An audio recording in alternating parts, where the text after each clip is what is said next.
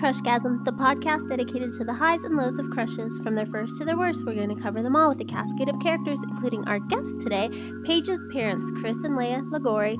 He's a nerdy podcaster, and she's a counseling ally who is always seeking knowledge, and they're here today to talk not only about two podcasts, Pub Trivia Experience and Boozy Bracketology, but also two crushes, because today we've got a couple talking about none other than their hall pass crushes, Christina Ricci and Dylan McKay. Chris, Leah, how are you? How are you, Chris? I'm still can't get over the fact that your crush is your hall pass crush is someone who is sadly no longer with us. Well, to be fair, it's a fictional character, but yes, the actor who plays him is no longer with us. Yeah, but yeah, we're doing great. No, we're doing well. We're doing well.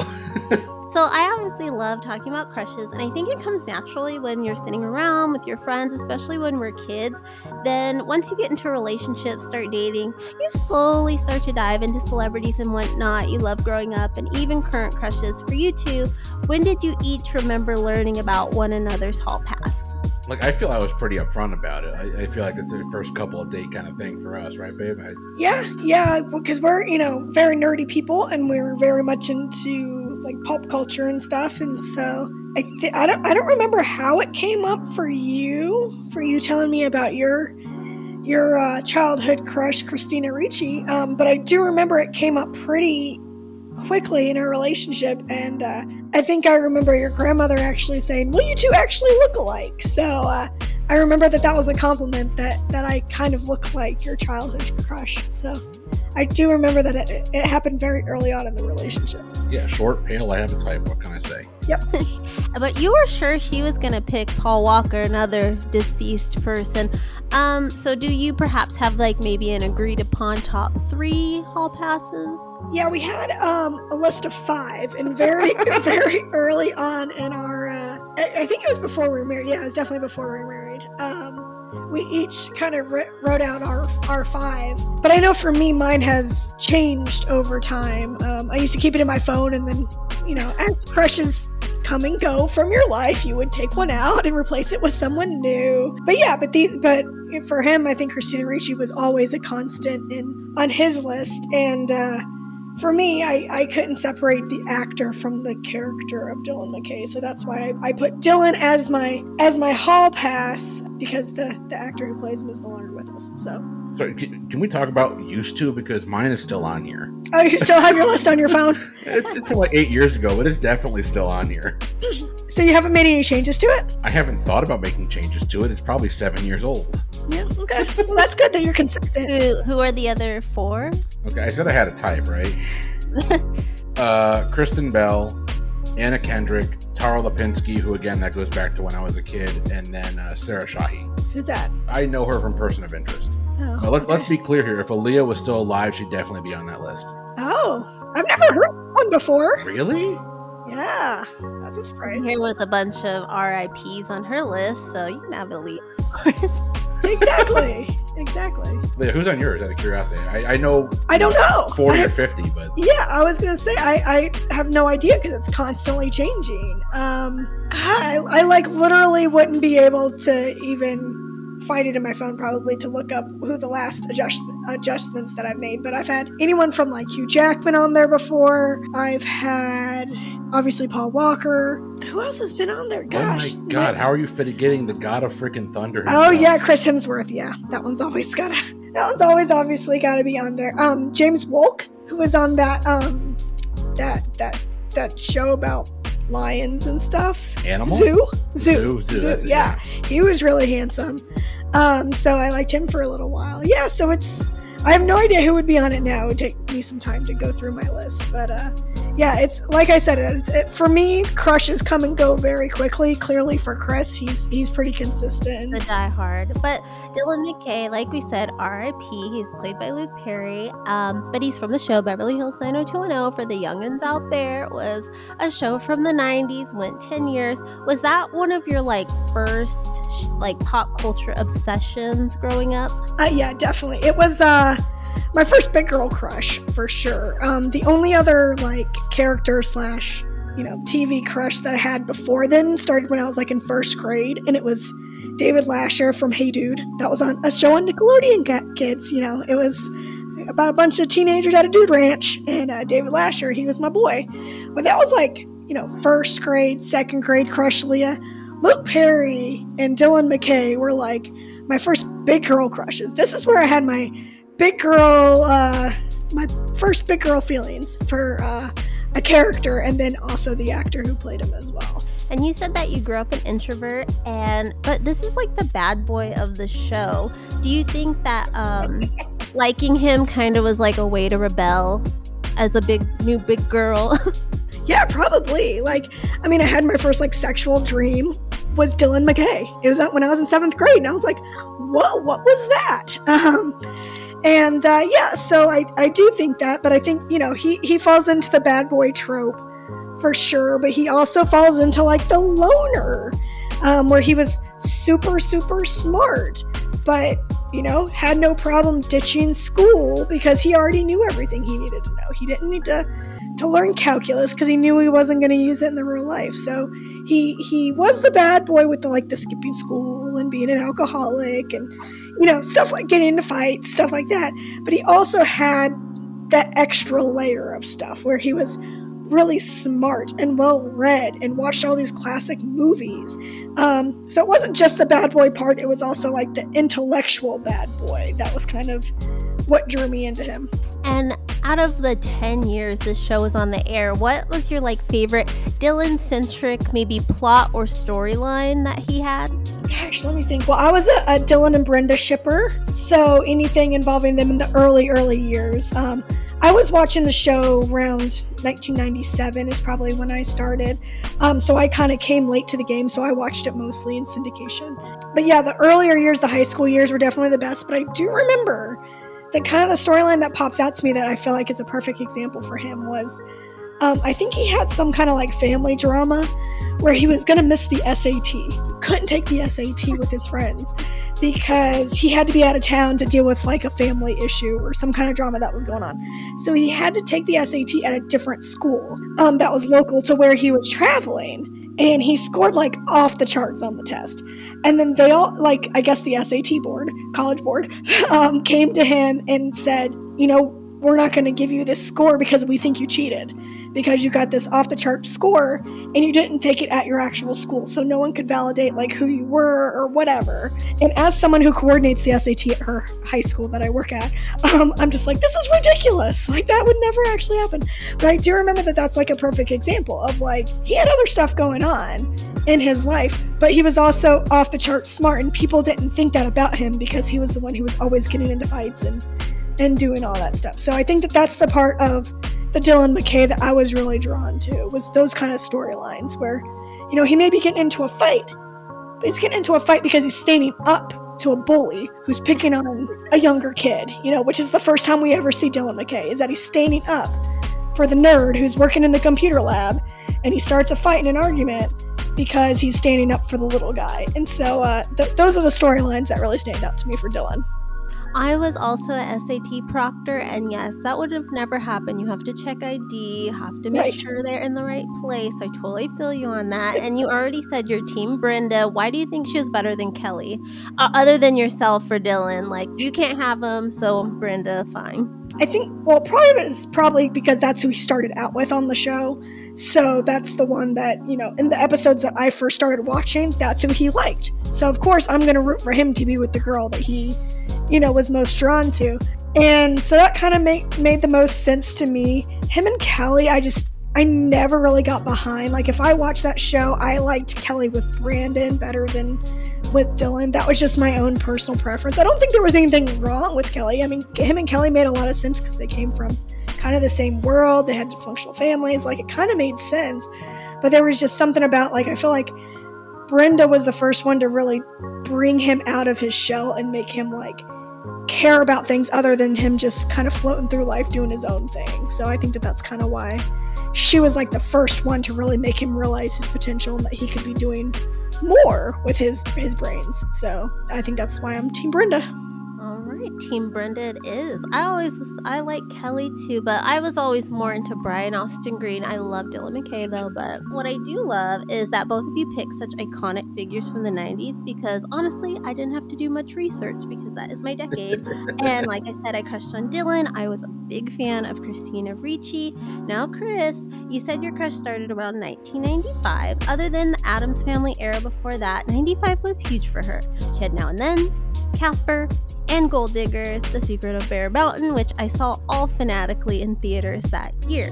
But I gotta know which of her movies kind of got your heart racing first. Oh, it was Gold Diggers, Legend of Bear Mountain. the Dark Horse. I love the Addams Family. I do. I was not going to watch Now and Then. That was not that at that point. What 13-year-old boy, 12-year-old boy? Now and Then was not in my wheelhouse. I get it.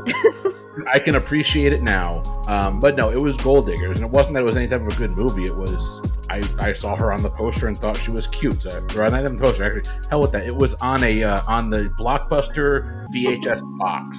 And I'm like, oh, that girl's cute. And so I picked it up, and then I'm like, oh, that's the girl from Addams Family. And I loved Addams Family. I never put two and two together. But then it kind of like from there it was like this really, oh, she's cute, and I liked her for a little while, and I kind of put it away. But then when I went to college in 2001, and she had a really some people think that she had a really good year that year. She had a movie that came out that had been delayed a couple of times, but she had a movie that came out that I stand by to this day should have gotten an Oscar nomination. She played a writer, Elizabeth Wurtzel, in a movie called Prozac Nation, which if you see that movie, it's a tour de force. And like Leah can attest to this, but people who I have crushed on, like I can't just, there's cute, but I need something to work with. And that's when she got to actually show off her acting talents.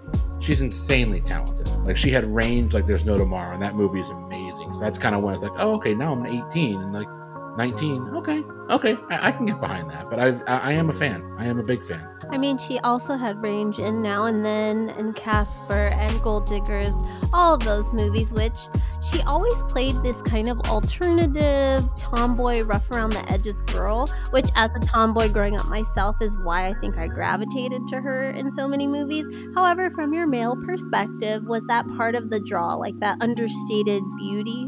Yeah, well, you can't. Yeah, I mean, it's very much part of the draw. I was never a guy that was into girls who were into makeup and all that. Like, just be authentically yourself, and I'm gonna be happy. Like, one of the reasons I like Leah is that she's authentically herself, unapologetically herself, which is awesome. It's one of the reasons I fell in love with her. But anyone, it's not necessarily look-wise, but dance is kind of the beat of your own drum, right? It's be comfortable in who you are, be confident in who you are, and that's insanely attractive. But for me, with her, it would honestly, talent goes a long way, and I've seen her in a couple of other things. She did a movie with Vincent Gallo called Buffalo 66. Weird movie, but he doesn't make normal movies, but she's really good in that. She was really good in The Opposite of Sex with Lisa Kudrow, and I forget who the male lead there was. But the stuff that I saw her in, when I went to college, I had a lot of free time in my hands because I wasn't partying. I did college wrong now that I think about it. Same. Thank you. I was really into Hannah Montana and High School Musical in college, so that's how cool I was. And I realized how old I am. But no, like I love the talent, and that kind of brought it back. And I think I've seen pretty much everything she's been in, except for actually haven't seen Yellow Jackets yet, which I've heard she's amazing in, and so is. Oh, she's in that one? Yeah, oh, she's shocking. She plays the weird girl. You know who else is in that, Kendra, is Juliette Lewis. Boy knows come up with this show before. Had her as a crush on here. Educator who lives in Vietnam overseas. Oh, wow. Author. Check them out. But as I was going to say, you mentioned all her work after all the kiddie movies. So what was it like to kind of get to grow up with your crush? Because not all child stars, like JTT, where is he today? I don't know. Devon Sawa, hilarious on Twitter, but not as cute as he once was, you know? So what was it like for your crush to kind of remain cute, remain hot, get better? It's been fun to watch. Like she's a beautiful woman. I'll give her that. But I go back to liking the talent portion. I think she's really grown as an actress since then. The stuff that she's done has been fun. She took a little bit of a break, at least from my perception of her, up until recently. But when she's acted, she's been good. She's the only good part of the movie Cursed, the Wes Craven film Cursed. God knows it wasn't Jesse Eisenberg. She's the only good part of that movie. She's genuinely good, but it's been really weird to watch because she's not someone that very many people call out and say, "Oh, that's the one, that's the person that I'm a fan of." Like growing up, my age, it would have been like Tiffany Amber Thiessen, right? Mm-hmm. It would have been Kat Topanga. Ireland. Yeah, Danielle Fisher. Yeah, it would have been those kinds of people. But that wasn't that was never the route that I went. I was always more of a Lisa Turtle guy. So. Oh, she's also got a crush on here. Because she's very into makeup and very into getting dressed up and stuff. But I guess she's authentically herself when she does that. So I guess that's the difference. But I was going to say, speaking of Christina Ricci's talent, in the 80s, it was Winona Ryder kind of was that. And then she was the 90s. Do you think anyone right now is kind of filling that alternative, weird girl, pale girl fantasy for the youths? What do the youths watch? I don't even know. They watch Stranger Things, which has Winona Ryder. So. Yeah, that is true. But I guess like in the modern day, Millie Bobby Brown might be that.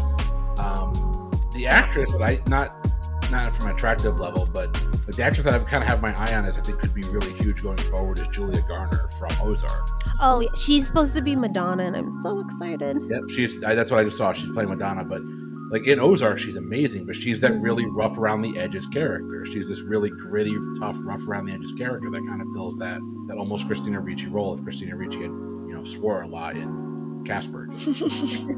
Well, we did say what are the youths watching? They watch a lot of Riverdale. So, Leah, what was it like to kind of see Dylan McKay become a dad for a while? Yeah, so I only watched the first season of Riverdale, and that was why. And then I couldn't get into it. But yeah, and it was, so he was playing Dylan McKay when he was like 30 or something like that. Like, He was ridiculous. He was definitely like, and what's the word? Encroaching on like middle age when he was playing a high schooler. So, obviously, he was like 60 when he died. I don't know how old he was, 50, in his like mid 50s probably. And so when he was on Riverdale right before he passed, and so he was a handsome dad figure, but it was obviously I looked at him in a way different way than I did. I was still not having sexual fantasies about Luke Perry when he was on Riverdale, but it was nice to see because he was playing a stand-up guy, I feel like, on Riverdale, so it was still like, okay, I can deal with this. Like, I didn't want to see Luke Perry as a later person playing like douchebags and stuff, and so yeah, it was nice. And I had seen a couple other movies after 90210 that Luke Perry had done trying to kind of break it in, and nothing really ever stuck. So I when I saw him on Riverdale, I probably hadn't seen him in anything else probably 10 or 15 years prior, so it was nice to kind of get a little bit of closure on him before he passed. Yeah, that was a hard one. I remember my mom being very upset about him. 90210 was our show, that Melrose Place. So I was like, Mom, guess who died? No. And she's like, my heart. My mom is actually going to name my little brother Austin after Brian Austin Green. But then my dad showed up at the hospital, and now he is a junior. Yeah. Fun fact. Yeah, but awesome. But with both of your podcasts showcasing a love for adult beverages, I'd love to know if you had to compare your Hall Pass crush to a craft beer or a cocktail, what would you compare them to and why? That's a damn good question. Yeah, you should have prepped us with that one so we can think. No, you can think, because I can go. So Christina Ricci, I'm going to go ahead and just say she's like a Lafroig Scotch. So Lafroig, that part of Scotland where it's from, those Scotches are all very smoky, very earthy. So it's like smoking a cigar. It's got a little bit of class to it, but it's got a little bit of dirt and grime to it as well, which I kind of feel like encapsulates her. She can do the classy, she can do the grimy, but at the end of the day, you're not going to complain. You're drinking a really good Scotch. It's delicious. I probably should have grabbed my bottle of Lafroig if I'd known that we're doing that. Instead, I'm drinking 1776 bourbon, but a good glass of Lafroig kind of fits that. It's classy, it's smoky, but it's also very down to earth, and you're not complaining. It's genuinely a fulfilling and delicious drink. Okay, so a drink for Dylan McKay. So he was an alcoholic, so I feel like comparing him to alcohol, but I would say like just straight up like Jack Daniels, like just an all-American like whiskey would be closest to what I see him as. You could have gone with O'Doul's. Oh yeah, could have been. He might have appreciated that a little bit more. But yeah, Like, I would have thought you gone there, but I get it. I could see him as Jack. Just don't ruin Jack Daniels for me because I still like drinking it. yeah. No, it's not supposed to ruin it for you. It's supposed to make it better. I can't drink it anymore. You've ruined it for me. I will never get over this. And I can't drink your Lafrag or whatever. No, you can't. No, you can't. You'll puke. Well, I know you guys love each other, but if you could live out your life with your hall pass crushes, what do you think your lives would be like with Christina Ricci? And if you could take Brenda's place and be with Dylan McKay? I don't think me and Dylan would have been OTP. I think that, or Endgame. I think that he would have broken my heart into a million pieces. But I think that after he broke my heart, I would have moved on and married the sensible guy, and I would still think fondly of our little time together. But I definitely think that he would be one that I would still carry a little piece of my heart with. Like, I think Dylan McKay is the type of guy that once you're with him, he's always going to be with you in some way. So I don't think it would have ended happily for us, but it would have still been okay, because I would have been with the nice, sensible, loving guy with no drama, but I'd still have, a piece of him carrying my heart with me. I would have thought you'd end up with like Jake Summers or something like that from California Dreams, but hey, what do I know? Or Ted from Hey Dude. Yeah, Ted. Oh, I wonder where he is now. Oh, Christine Taylor. I know where she is now. Yeah, divorcing Ben Stiller. I know. How Are they getting divorced? I think so. And they announced that years ago. But yeah, life with Christina Ricci. So I'm not going to be a good trophy husband. That's for damn sure. I'm not going to complain. I think I'd be okay. Like, I would be able to. I like being creative. My job doesn't allow me to do that, which is one of the reasons why we have two podcasts. Not we. But it's one of the reasons why we have two podcasts. I like being creative, and this gives me a creative outlet. I think I'd be okay. I can't imagine a life without my wife, but in a world where Leah didn't exist and Christina Ricci was my OTP, I wouldn't complain. Like, I'd be living in Hollywood. I'd be dating or be married to a woman that's traveling the country, and I would be theoretically having in with some of the major studios out there. So I'd land on my feet. I would have been okay with that in a world where my wife wasn't existing. Yeah. With that being said, my life is freaking perfect right now. Like, I got a beautiful wife. I got an amazing daughter. I got a good job. I'm stable. Life is good. Well, but if, fantasies can come true, we can all live in that fantasy land for a little bit.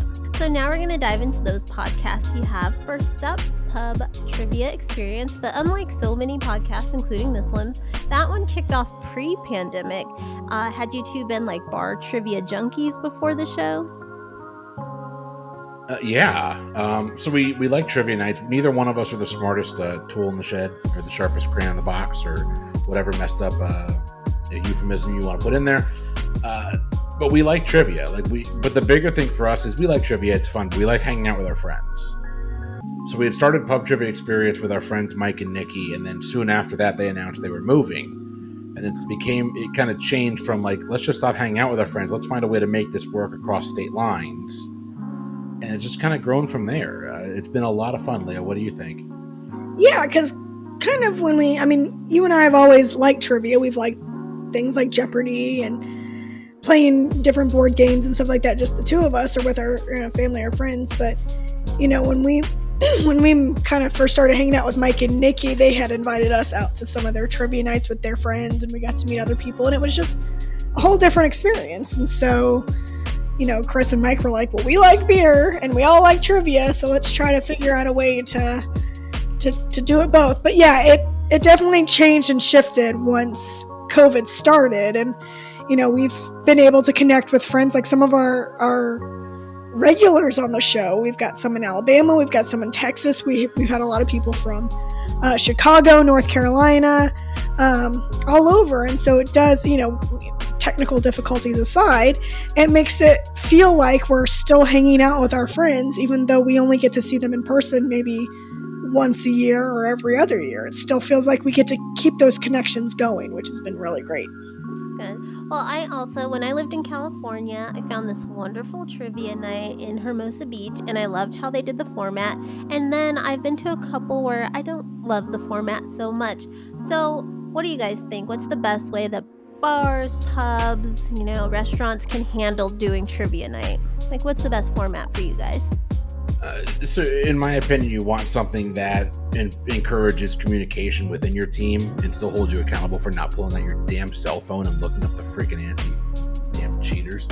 I know. I hate those people. Don't get me started on it. Don't even. I used to host trivia. Don't get me started on that. But you want something that's going to encourage conversation. That's why with our show, we try as best as we can to encourage conversation. Like, we want to hear how you're thinking through the answers. To me, the fun part of trivia is not necessarily getting the answer right. It's seeing how other people put two and two together and get there.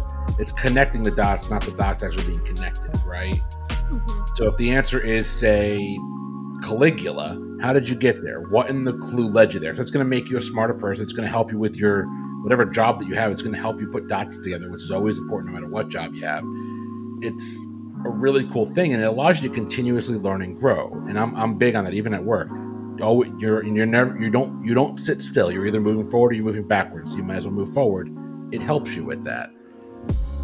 The perfect bar trivia would be one word encouraged you. Take a couple minutes, talk it out with your team. I like the idea of you have one question. That's all you have to do is figure out the answer to one question. And you know what?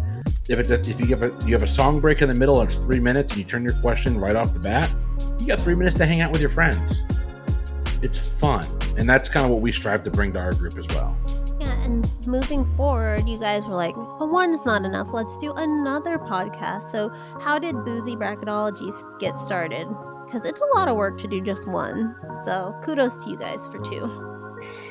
Well, we have 6 people that help with the production and the. Oh no! Well, now we 7 do. now. 7. Yeah, because when it started out, so Boozy Bracketology really did. That's our pandemic show. Literally, it was. Let me just paint you guys a little picture. It's March 2020, and everyone gets sent home from school. Everyone gets sent home from work. Chris and Leah have a 1-month-old at home, and we can't see our friends. And, during this weird part of our lives where we're just like, we need to see people, not just our screaming 1-month-old. And so what we did was that we just, as a way for us, and I think like there were 7 of us, of our friends, we just thought, well, we already have all the podcasting equipment. Let's just do like a spin-off, like bonus content that we can put on Pub Trivia that doesn't really have to do with trivia, but let's, it's March. It's March Madness time. Let's, take the format of March Madness and let's pin things that we love against each other, and let's all sit around at our computers at home in various places and vote on what we think should win each week. And so our very first topic, because we kind of knew which friends would want to be involved in this, and they were all going crazy at home too, not being able to see people. We picked best Disney Pixar movie of all time. So we picked 62? 64. I can't do math. We picked 64 Disney Pixar movies, and we pinned them all against each other. And, all of us all around the country, there were 7 of us. Those recordings are very long, and I wouldn't recommend going back and listening to them now. But if you guys want to, you can. What are you talking about? Those recordings are amazing. I feel like they went very long because we had no idea what we were doing. We're just like, yeah, let's 7 of us talk about, do we think The Lion King is better than The Rescuers Down Under? Yes. Discuss. No. And so, 7 of us, all with differing opinion. We took. It probably took like 3 weeks, a couple recordings a week for 3 weeks to really finish. But it was fun. It was fun for us to do. We've got to feel like we were hanging out with our friends, even though we were all isolated at home. And that's kind of how Boozy Bracketology got started. Is we're like, okay, well, we just did this with Disney Pixar movies. What else could we do? And now it's over 2 years later, and we still have a bunch of ideas that we haven't done yet. So I think until we run out of ideas, we're just going to keep it going and see what happens.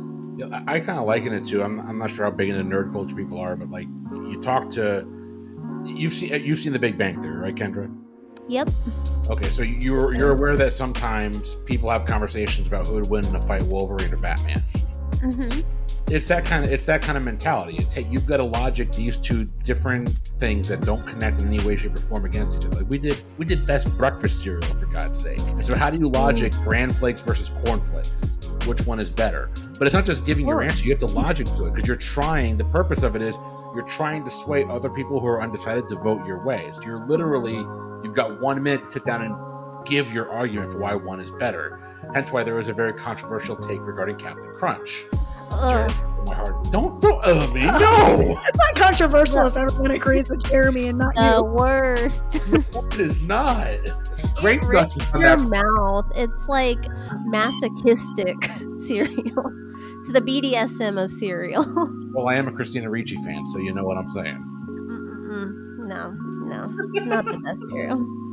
Maybe when you're like 5 and you don't know better, but as you get older, dental bills are expensive. Well, and that's the thing too, is that you have to separate it from like, okay, well, I loved Cinnamon Toast Crunch when I was younger, but do I eat it now? No. I mean, I do, but I'm just saying somebody else could say that. But they may think of, I think so fondly of Cinnamon Toast Crunch because it was so good. And it was my favorite, but is that why it should be the best breakfast cereal? You gotta differentiate between what is your favorite because of like nostalgia versus like what today in today's world, what is best quality that stands the test of time. So that's one way that it gets hard, because even if you're talking best, I guess even best Disney movie would be a good example, is that there's a lot of movies that you may not have seen since you were little, but you're like, that was my favorite. Aladdin was my jam. But then you compare it like objectively to other movies, and you think, okay, well, this one had better songs, or you know what, this storyline was kind of creepy with Jafar, so let's not negate that, but and so you kind of have to really think objectively what is the best thing, and sometimes it breaks your heart because it goes against this thing that you thought very fondly of when you were little. Hold on. Explaining Jafar. I don't. Jafar's a creepy old dude. I'm not getting around that. But you had less of a problem with Jafar than you had with Scar throwing his own brother off of a cliff to be trampled in front of his kid. Are you kidding me? Jafar, well, it's because Jafar is rapey, and Scar was just trying to get what was his. Like, yeah. I've seen better versions of Hamlet. Thank you. I don't like Lion King. I'm not a Lion King fan. I watched Little Mermaid a million times before I watched Lion King. Oh no, Lion King. Aladdin is 100% my jam. Aladdin is great. Okay. Well, since we're on Disney, I was gonna ask. Disney seems like, whether it's trivia or brackets, Disney always causes the most commotion. When I went to my favorite trivia spot, oh my god, like I'm a good trivia player, but Disney fans had me fucking beat. Like I was like, oh my god, like why do you think Disney fans come so hard? That is tough, because that is true, because we've gone to Disney trivia, specific Disney trivia before, and we get like 2 questions right, and everyone else is like, not missing any. That is crazy. There was a group called like Moms for Disney that have like a Facebook group, and they came in their like Mickey ears, like ready to rumble. It was like terrifying.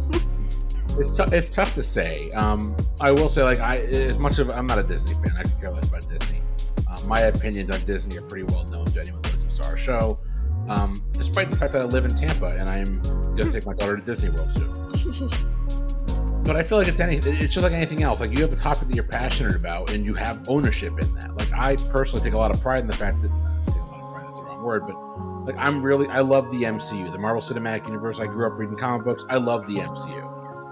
And there's like an ownership stake in that. Even though I've paid the same amount of money, Kendra, as you have to go see that movie, I still feel like I have an ownership stake in that. Disney's the same way. You think it's bad there, it's terrible here. The Disney fanatics in Florida are there every week. Because they're all annual pass holders, or they have been, so they feel like that, they're entitled to, like, I have strong opinions about this because I'm there every weekend and I have all the exclusive merchandise that comes out that then sells for like 3 times the price online, and I've got this. I'm originally from Southern California, so I know. But it is what it is. Like, you're going to take pride in what you know. When you take pride in something, you're going to get fiercely defensive of it and your abilities in it. So we run into that in trivia all the time. We've got Marissa, our resident Harry Potter expert, on our trivia podcast. don't try her in Harry Potter. She will go off on you. Everyone's got their wheelhouse, is my point. Everyone's got their wheelhouse, and it's okay to be defensive about it. Just don't be exclusive. Don't be exclusionary with it. Like, be open to allowing other people to live in your world. Yeah. Well, you mentioned MCU and Harry Potter, but have you found that like kind of Disney hardcoreness to be true of any other fandom you've done with your trivias or brackets? Like maybe she comes too hard with the Harry Potter. You're like, calm down, girl, calm down. Leah comes at me all the time at home, in our wedding vows, literally in our wedding vows with Friends. Our wedding vows were her reciting the theme song to Friends to me. Did you do the clap too? I'm surprised people in the audience didn't do it, honestly. Not the audience, whatever. The people watching. I was putting on a performance, okay? But yeah, like even, I would say Disney is definitely pretty fierce. I'll tell you the other one that brings to mind is because we did Star Wars trivia, and Chris and I like Star Wars, but we are in no way like super fandoms of Star Wars. It was bananas. Like, I think the deep Star Wars people can rival Disney. Like, it was crazy hard, the questions that they asked. And like, I think we got one question right the whole time, and it was one that you got from your video game. Yeah, I got one question right the entire night, and it was from playing Battlefront. A shocking fandom, because we went to that trivia all the time, so they would kind of tell us like what nights, because they always did themes, like would pack the house. Their biggest crowd was Sex in the City. Really? Oh, I 100% believe that. I was like, wow. I mean, I won only 2 of the nights, and I came in 7th for The Office. I'm still upset about that, but anyway. But yeah, the Sex in the City was huge. We skipped Harry Potter. My husband was like, "Oh, I'm gonna be good at it," and I was like, I don't know anything. So we did MCU trivia like an hour away from that. We drove an hour because the prize purse on this thing was like $700. Like, if you won, you're getting like $700. It was insane. There were like 70 teams there, and we came in second. And the only reason we came in second is because I couldn't think of what T'Challa's mother's name was. Oh, wow. So, I mean, like, everyone, like, the big one now, we've seen a lot of Schitt's Creek pop up, which is great because that show's amazing.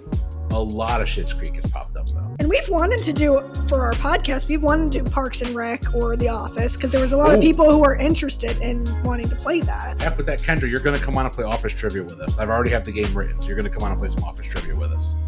I am pretty good at The Office. I will say coming in second is heartbreaking. Me and my husband, we went to 90s Con in Connecticut earlier this year, and this offshoot it's a popular Instagram for like millennials or whatever, did like a 90s trivia, and me and my husband, it's only us 2, we were doing so well, and then this big team of like 8 or so, they didn't hear how to do one of the rounds right. They didn't put, because they played like cartoon characters and you had to say the character and the show. They didn't hear both parts, so they let them add them at the end, and that's how they won. We would have won if it wasn't for that little thing. I was like, bull fucking shit. I was so mad. I would have been, oh no. I was like, I'm not gonna get arrested in Connecticut for this, but I was so mad because I knew, like, they did one about Zoombinis, this like CD-ROM game, and only like 2 people got it right, and I was one of them. 90s trivia is also my thing.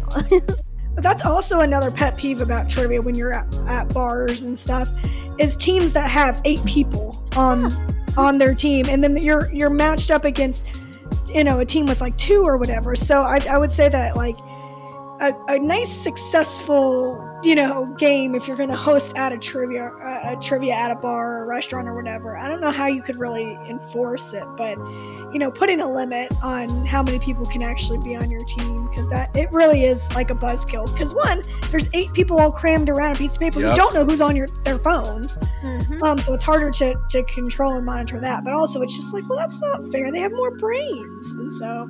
Yeah, that is annoying. I'll say that, but like, how many times have we, even on our show, for God's sake, we have 2 people who are talking through an answer, and one of them has like an inkling of what they think the idea is, and if it's just them, they're going to say it, versus someone who has a lot of passion, a lot of thunder around an answer that's wrong. And how many times do you see it come back and bite them in the ass?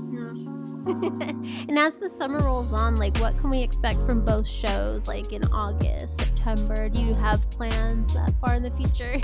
Yeah, so we have over on Pub Trivia Experience, we're actually running a tournament right now. So the tournament is what we call the Hot Seat Head-to-Head Tournament.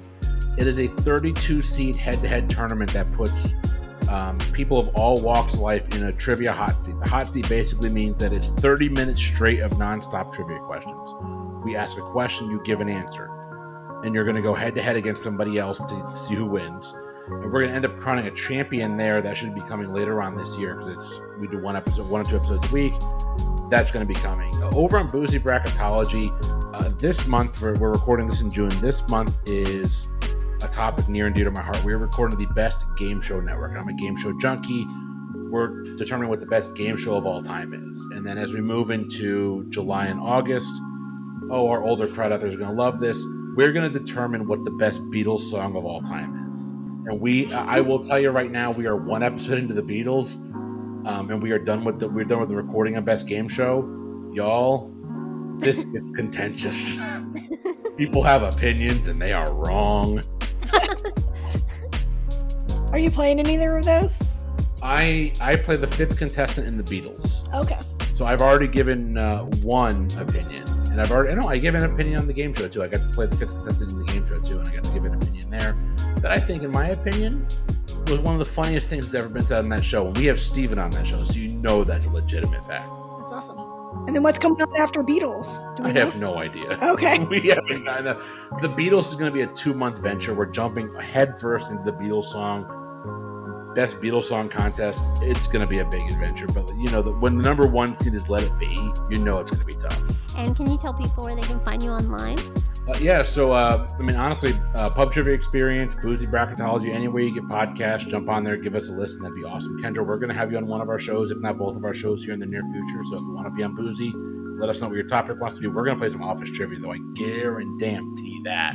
You already did Disney, which I get very passionate about. I get passionate about the 90s, Nickelodeon. Well, we did Best Disney Movie. We have not done, as Leah keeps teasing on our show, Best Disney Song. Yeah, we've done Best Ride, and we've done Best Movie. Yeah, Best Disney World Attraction. We didn't. That was Disney World, not Disneyland. Oh, yeah, sure. Me and my friends like to, on the way to Vegas back in the day, we play Disney-like characters you would want to sleep with. Those are our brackets. It gets crazy with Woody versus Simba. Whoa. Vegas is a long drive from Southern California, and it's hot in the car. Dude's name is straight up Woody. How do you not choose Woody in that situation? Never mind. I think Woody got very far, but of course, Prince Eric always trumps out. So it really, as long as no one's choosing Bambi or Thumper, I think you're okay. We usually try to, Bambi's just so prepubescent, so we don't pick him, but we're Simba's like a man, once he Hakuna Matata's, does the walk. Sure. Yeah, I'm going Princess Jasmine. But I'm the bracket maker of the road trips. Nice. You got to keep the driver. I don't drive, so it's my job to keep the drivers awake. Oh, Kendra, we're going to get you on both of our shows. I promise you that. Leah, we'll talk with you. We'll get something on the books, but that's going to be, I'm looking forward to that. I definitely want to thank you for taking the time to talk to me about your Hall Pass crushes, and everyone, you can find all of their information below. And until next time, keep crushing it.